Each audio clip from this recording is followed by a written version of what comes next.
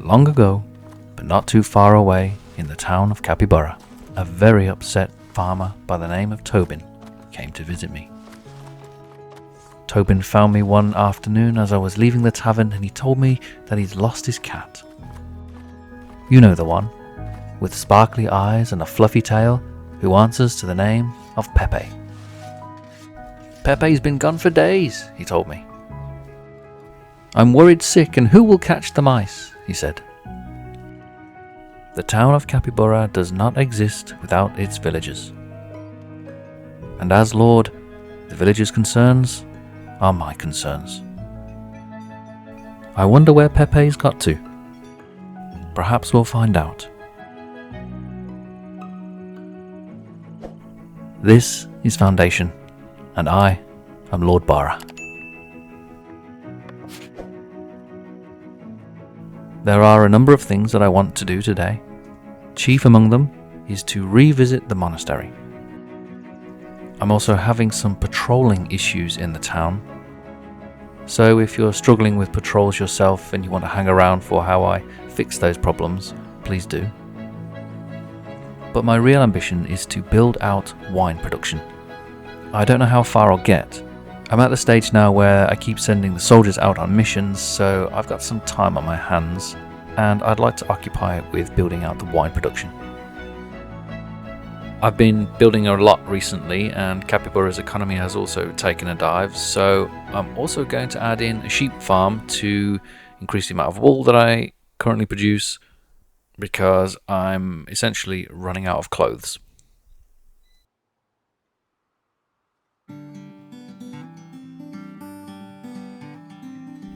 In the previous episode, I promoted my first citizen.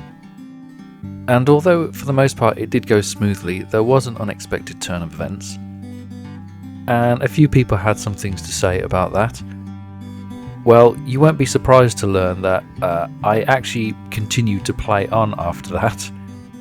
Now, I won't claim any responsibility for this, but for some reason, Ziza did decide to move into the house that I originally planned for her. Don't ask me why, I don't know why she decided to do it. But I thought it was worth doing a follow-up, and this is the house that she originally moved into. It's now downgraded to a common house. And this is where she's ended up. All part of the plan, you see, and now we have this lovely, fully upgraded tier 3 house with a citizen inside. Something I didn't mention in the previous episode is that I'm also now importing glass because I don't mine quartz anywhere, so I can't make glass. But you need glass as one of the building materials for a tier 3 house. So I just thought I'd update you on that situation, and it's all resolved now, so I'm extra happy. I've marked this location over here for where I'm going to expand some wool manufacturing. Don't manufacture wool. What do you do with wool? You grow it. Sheep grow it on their backs, don't they? You farm wool. You farm the sheep and then they produce the wool for you. It's a benefit. I don't know. I'm running out of time, so I'm just not going to edit so much today, if that's okay. It's a bit raw, I know. You can let me know if you don't like it, it's okay. Anyway, here we are, starting at the monastery. The point of the monastery was never to be a major monument within the town. And I suppose I could have got away with never building it at all, but I like to build all 3 of the monuments. I think the estates complement each other. But also, there are some things that happen within the clergy estate that help with the rest of the building of the town. Like fulfilling citizens' needs, for example, with luxury items, like herbs. And they also produce vegetables, which is just another good way, and a cheap way, actually, to fulfill serfs' needs. But it was always supposed to remain small, and I'm going to stick to that. So as I develop here now, I'm going to stay within the footprint of the building overall, as you can see. Now, this is not a very big space, and I'm setting myself kind of a challenge here. I want to make sure that I don't overextend the footprint of this area. So kind of my rules for engagement are only build within this area. But I'm also going to build the rest of the sub-buildings. That is, with the exception of the hospitium. I will build a hospitium and I'll put that somewhere else in the town. Not now, not today, at a later date. And I'm not going to build that now either. But I am going to try to build everything else. So if my overall goal is to get to winemaking, I am already at the maximum amount of monks and nuns that I can house within these buildings that I have already built. So I'm going to need more accommodation. I'm going to need more accommodation for the monks and for the nuns. And if I want to have the winemaking to be efficient at some point, I'm also going to need to promote the monks and nuns to brothers and sisters, which means I'm going to need a kitchen, and that's a big deal because brothers and sisters are very demanding. They're more demanding than commoners in terms of food requirements, that is. So I'm going to build the kitchen, and I'm also going to build the emissary office because I don't have one of those yet. And finally, I'll build the cloister. So now you know my plans, let's get on and do it, shall we? Rather than create a new sub-building, I can just take the existing monks' dorms and the nuns' dorms and I can expand from that sub-building that's already there. I know this isn't very creative in terms of building designs. It's going to be a square. But if I point out that most monasteries are squares, then I don't feel quite so uncreative. If anybody wanted to see a larger build of a monastery, you can always go and check out the Isle of St. Ambrose and the live streams. That build was dedicated to monastery, to the clergy path, but I had a lot of space to work on that. Looking at what I've got available here, though, in my build options, it's not a great deal, is it? Okay, let me unlock some more building assets to play with. I tell you what I was missing, the towers. I want some large, nice towers to stick on the top of that cliff face there. I also want that larger building. I'll show you which one I mean. And I better pick up the cloister while I'm at it if I'm going to build that, hey? The cloister is going to be quite a challenge actually because it's a very tight space, so wish me luck on that. I'm sure I can make it work. I don't have enough points now for winemaking, but I will when I get through the building. I'll be able to pick it up after I've finished building.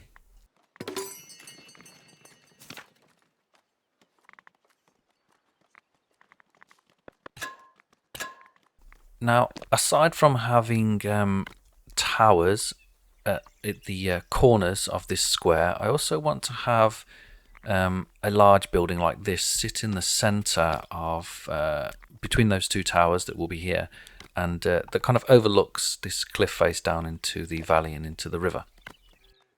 I think that will look quite smart, and I want it to be bookended by these really big, really chunky towers.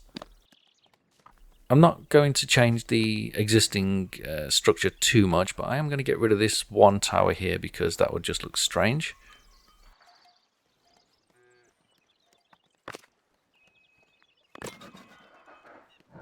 And then I can make the new bit of monk's dorm there blend into the existing one. I'll raise all of the monk's dorms up to be the same level a bit later.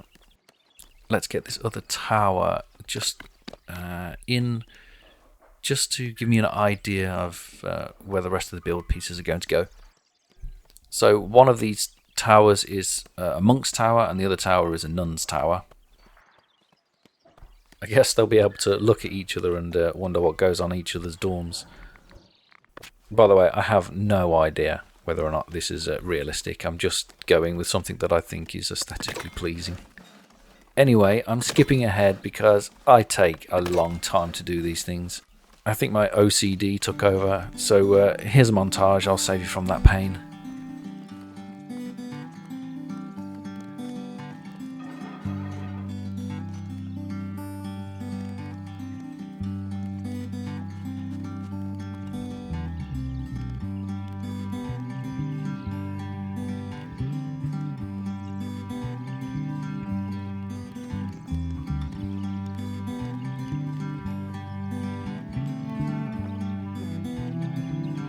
Okay, that was quick for you, but for me that took a really long time because I'm still actually struggling with my tools. I think I'm going to have to add another blacksmith in. But back to the monastery. I'm giving myself another small minor headache here because this gap, I want to keep this gap as it is, and that's going to cause me pain when it comes to building a cloister. It would make sense to just fill it in and then the whole thing could be a big cloister and I could have vegetables and stuff, herbs and whatnot inside as well.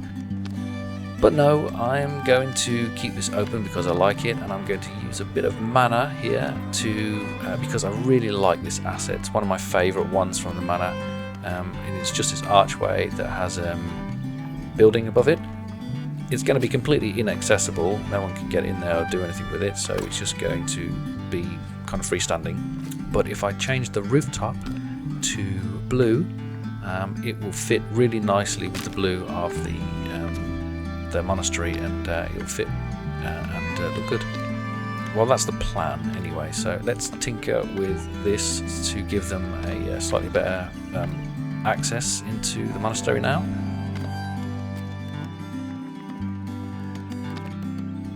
They don't need so much space here for this little vegetable farm anyway, so I'm not going to be bothering them.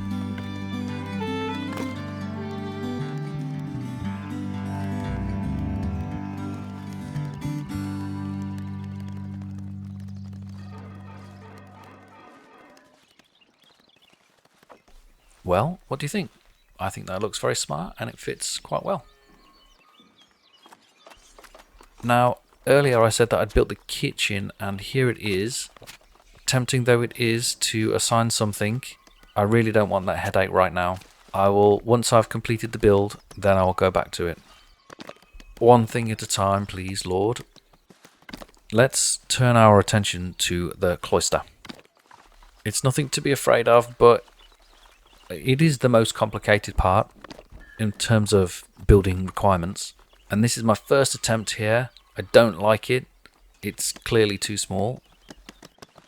And I'll go through a couple of iterations more on this as I sneak up on the final design. What I'm doing is I'm moving the building that is required for the berries and also the one for the herbs, because I think if I position them down one end of the courtyard here, I'll have more space to build. It means I need to move these individual planters.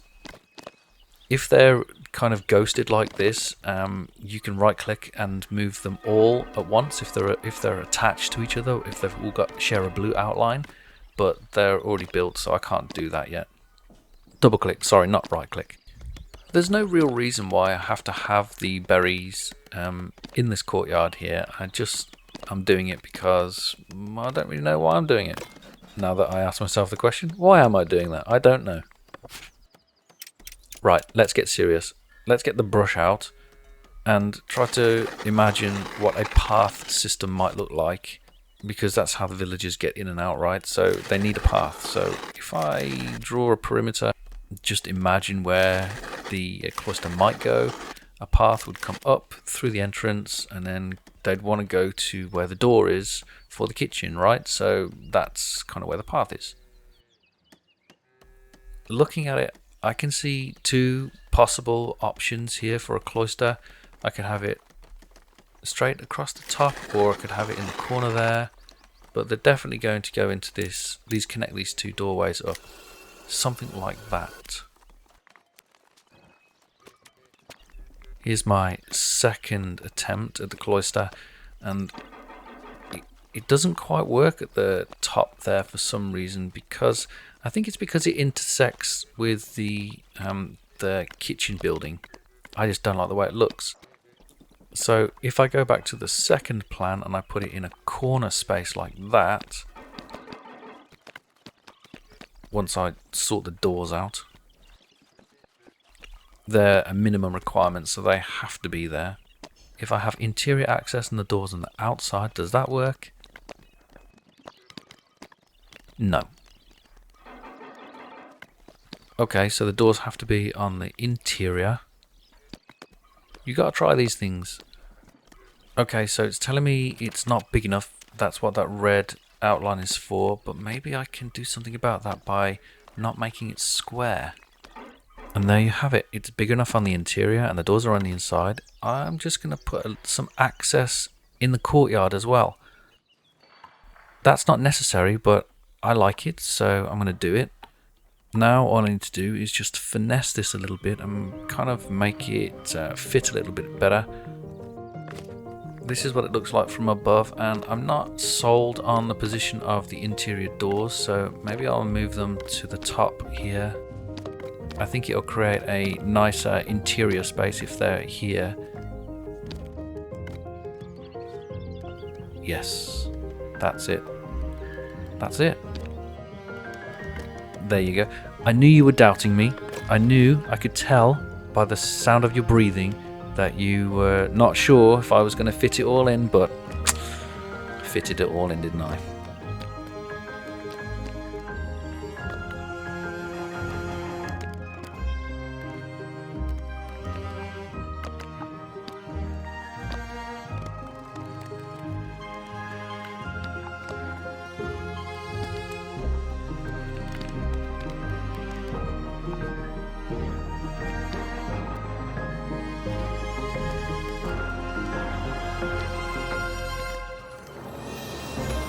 There's my cozy courtyard with all of the facilities that a monastery might need.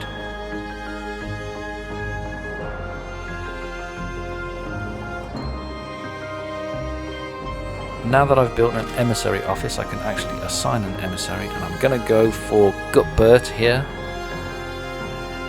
Guardsman is my man. He's going to make it so my soldiers' training speed is 10% faster. That will do for now. Let's check in, see if I've got the points for winemaking, and yes, I do. So let's pick that up while I can. While I was building, I started to run out of rustic foods. And I would like to just move straight on to building a vineyard, but I need to do this first. Let me show you something. I'm going to add 2 more vegetable farms from the monastery here. Now, I could just treat these like a regular farm, but in medieval times, a house would often come with a plot of land that the serf or whoever was living there would be expected, almost by law, to grow enough food to support themselves and their family or whoever was living in that house. And I see no reason why I should treat the lower tier houses like these ones here in exactly the same way. So I'm going to take the vegetable farm from the monastery and I'm going to mix it into these low density, low quality housing areas. I just need to find somewhere where it will fit.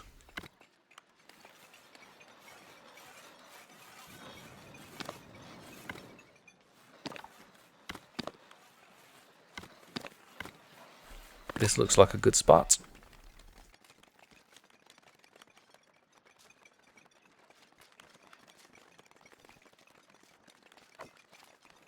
These little buildings fit in quite nicely in this type of housing as well. Now that that's built, I can take the plot and I can mix it in between the houses here. And as you can see, wherever you paint, I can just paint over the whole area, but I'm going to be selective about it. But wherever you paint and there's free space, the farmers, they're not farmers, are they? They're vegetable farmers. Yeah, they're farmers. They will go around and they will plant their vegetables in the little areas there. They do complain that it's either too big or too small, so if you're a bit more selective about it and just paint in the areas where the ground actually is free, you can be more efficient about it and you can get more out of them. What I've noticed is they don't always plant vegetables there, but it doesn't seem to impact the amount of food that they actually produce. So as long as you're getting told that it's adequate space, you should be fine. But aesthetically speaking, I think this looks really nice, and you do get vegetables planted and it makes it look busy, and it also helps with the densification of the town overall.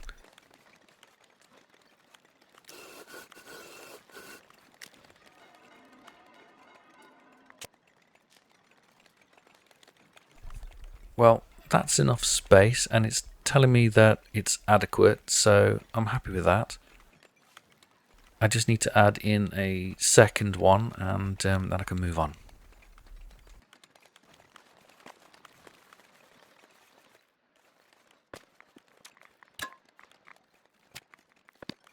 I've got 2 or even 3 other options where to place this, so let's just see if I can find a space.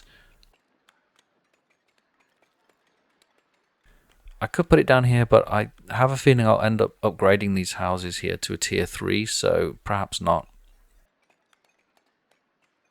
This is probably the best area up here, across the street. It's next to the hospital, but it'll be okay.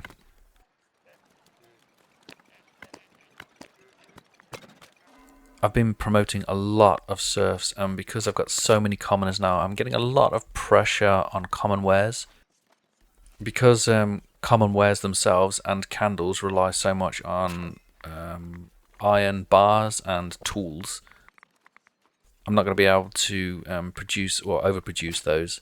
The easiest thing to produce more of is clothes, just because the production chain is so much simpler. So I'm adding in a new sheep farm here. It shouldn't look too bad.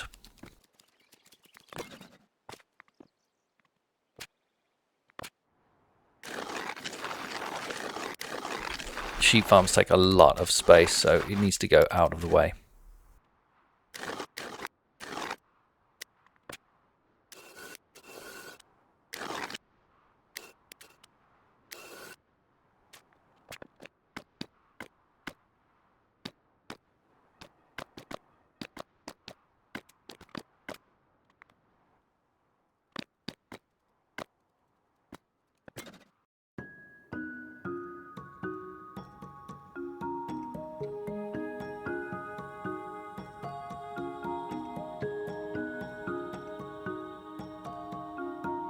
So I had this question from a villager, which in effect is, how do patrols work, Lord Bara?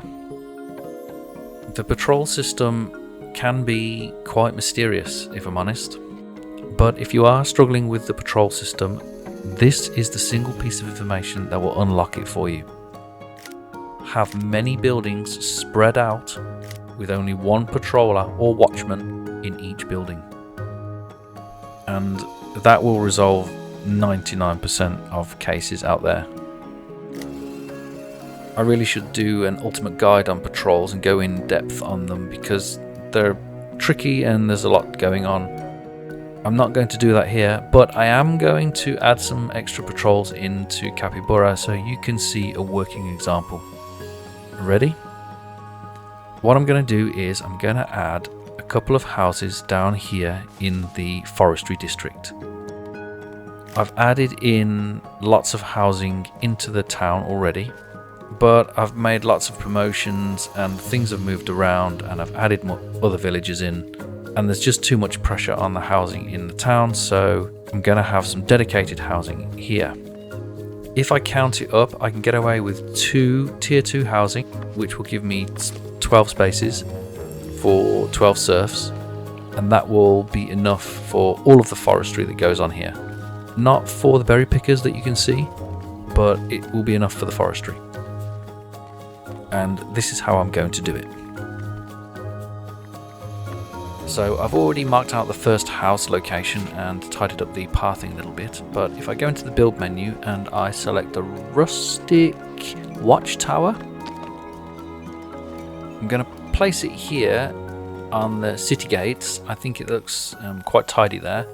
And I'll place it over the top of the actual wall itself and try to blend it in. I'm keeping an eye on the little white arrow just in the front of it, which is the access point. If it turns red at any point, it means that they can't get access to it, but if it stays white, then it means that I'm all good and I can place it there.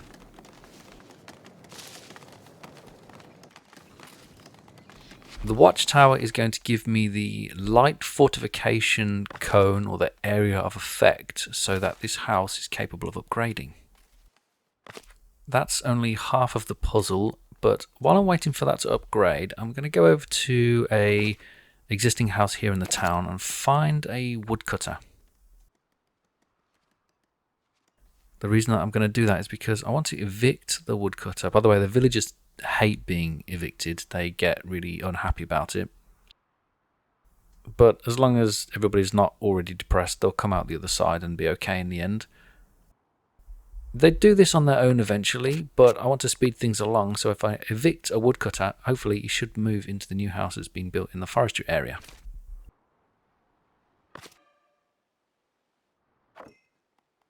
Now, the watch post has been built, and that's all well and good, and I've got 2 people here in the house, but in order for the watch post to function and enable the house to upgrade, I need to first paint a patrol area. And when you do that, you get this little circular pop-up here, and that tells you the effectiveness of the coverage of the patrols. You can check in the house itself and see whether or not you're hitting both of those requirements. It's fortifications and patrol coverage. Now, this watch post isn't going to do very well without a watchman to go and stand in it and make it work. So I need to make sure that I've actually got some watchmen employed.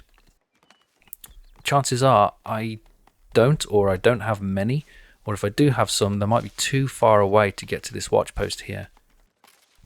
Or if I did have a watchman employed somewhere and he was far away, he would likely travel all the way to this watch post, give the house the requirement that it needs to say it's got coverage, and then when he goes off and goes and gets his food and gets his housing and his drink and whatever else he needs, by the time he's done all that, the house is probably already in a state of downgrading because it's not got enough coverage. So it needs regular coverage in order for it to make it work. And I'll show you how I can sort that out in a second, but let me just add another house in here because I want to. I need 2 tier 2 houses in here. I need enough space for 6 villagers.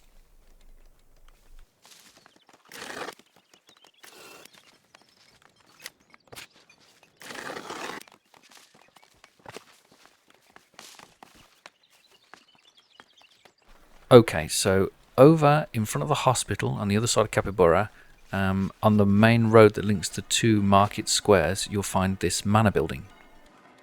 And it's a piece of manor building that is dedicated only to watchpost.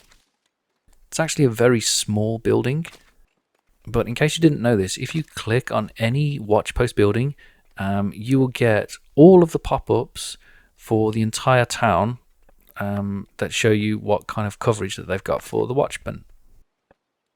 There you go, you can see every single little circle pop up there. The information pane is only telling me about this one watch post, however, and it's telling me that I've got 2 patrollers in there. If I click on a different watch post, you can see that I've got a different amount of patrollers in there. Like this one, for example, it's got 2 patrollers and it's also got 1 watchman. So this watchman is doing his thing, and they basically just walk around the town and they go to any watch posts like this one over here. So what I want to do is build another little bit of manor house which is dedicated to watch post, and then I'm going to employ a patroller and a watchman in it.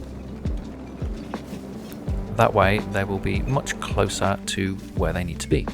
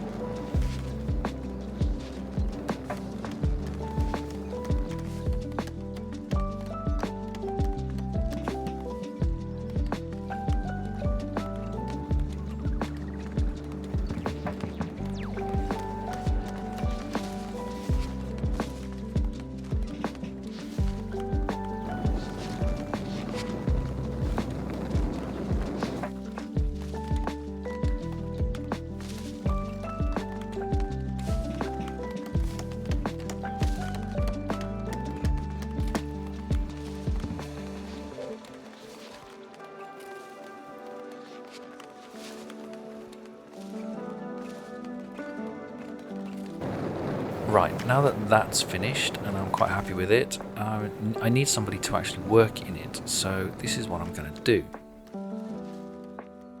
I'm not going to employ or take a new villager on. I'm going to take an existing watchman over here and I'm going to kick him out of there, and I'm going to click on my new watch post that I've just built, and I'm going to put a watchman in there instead. Now, because his workplace is closer to where he actually needs to go, he'll be more consistent with his coverage. This is going to work in my situation that I've got here because I don't have any other watch posts that I need coverage in the town. So having just a couple of guys works out, but if you had a different setup, then you might need more.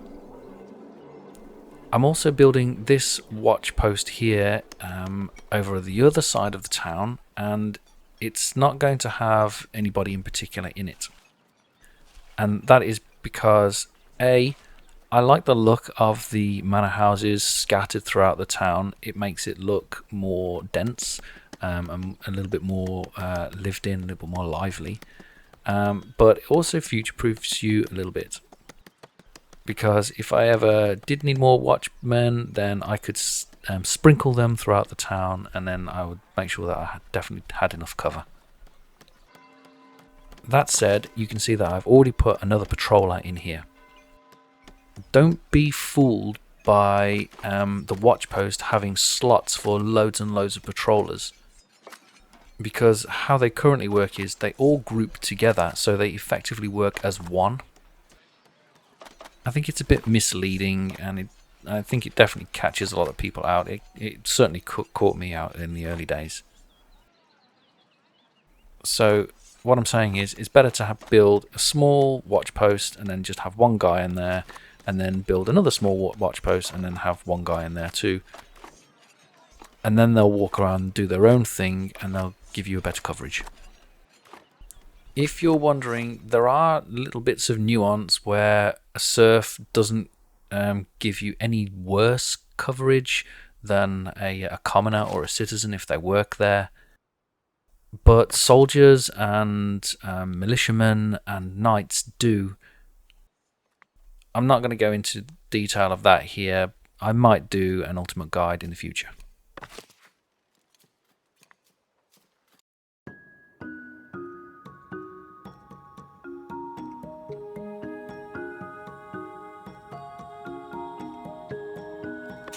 Okay, we made it, finally.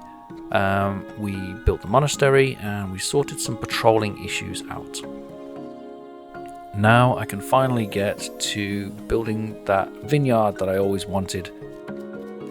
First thing I need to do is buy some new territory, and I'm going to pick up all 3 of these territories on this hill over here, with a mind to some future farming expansion. If you look at the top, you can see that bread is getting a little bit low. It's getting a bit on the touch and go side, so I'll need to do something about that later. But I've got enough money in the bank right now to cover the cost of some new territory, so I'm going to pick that up while I can. Let's grab the vineyards from the monastery, and this is going to be the hill in which they are planted on. I don't live in winemaking country or anything like that. I don't really know a lot about wine, if I'm honest. I mean, I drink it, but that's about as far as my knowledge goes. It's not the job of a lord to know all of the details of how things are made, like wine. It's just his job to look good drinking it, and I do. I think this is going to be the perfect location though.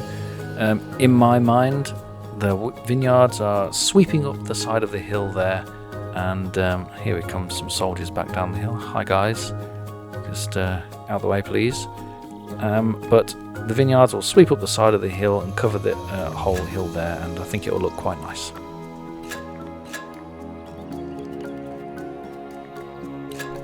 The other part of the winemaking process is the vintner, and this building is quite lovely actually. It's also got some really nice animations, and I'm not going to put him very far away. This guy's going to be the outreach building for my town. I thought about putting it here for a while. I can't fit it in the town, there's no space. I could try to squeeze it in somewhere or move something around, but I thought about putting it here. I thought that would look quite nice. But if I show you, I'd struggle to get it in the town somewhere. I'd like to, but I'm not quite sure where I would put it. Maybe if you had a suggestion, I could knock some housing down. But I thought in the end, I put him here, and he would be the forward-facing building to Capybara.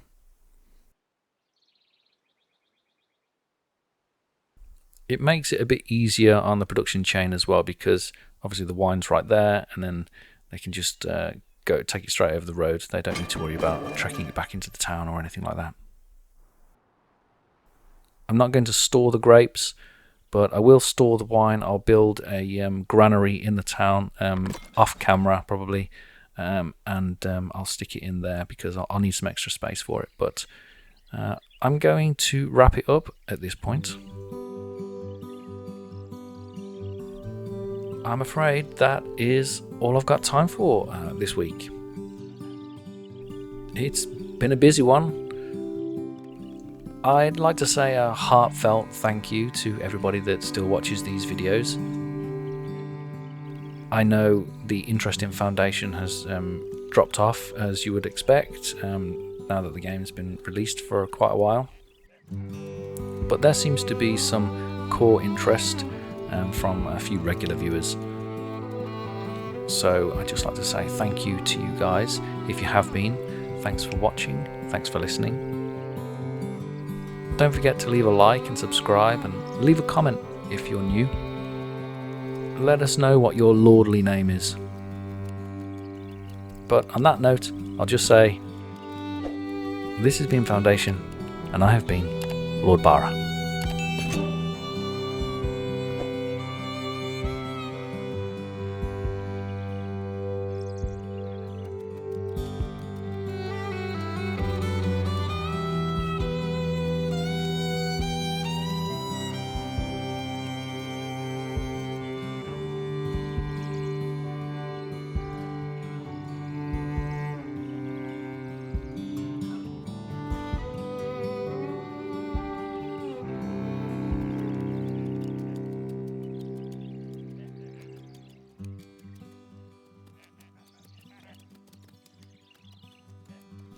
Oh, and if you were wondering, what happened to Tobin's cat, Pepe? Well, I took a stroll down to the farmer's house to find out myself. And there Pepe was, curled up in a basket with 6 little kittens.